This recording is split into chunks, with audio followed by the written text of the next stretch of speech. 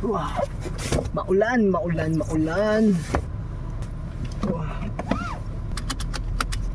Magpapadala ngayon tayo ng mga cup sa ating mga buyers. Kailangan na natin din kasing umalis kasi may bagyo tsaka medyo bahain dito sa lugar natin eh.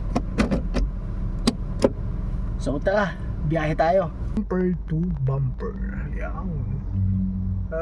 Bacoor. Ano na? Waiting game ngayon tayo. Uy.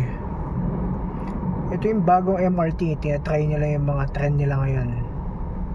At ayun na nga, magdi-dinner ngayon tayo dito sa Shipport. Dito yan sa Pasay. Kung naghahanap kayo ng open 24 hours na restaurant, dito kayo pumunta. Kung meron kayo mga bisita galing sa airport at naghahanap kayo ng makakainan or mapupuntahan, try nyo dito, hindi kayo magsisisi. Kakain kayo dyan sa bangka, tapos pwede kayo mag-fishing, tapos yung mahuhuli nyo dyan, pwede nyo ipaluto. So ayan, meron silang complimentary na mani. Tsaka ano to, babe?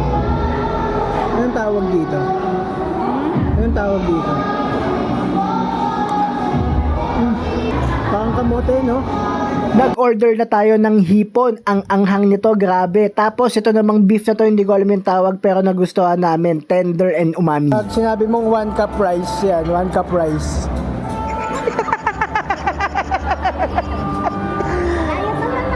One cup rice yan. 1 cup rice.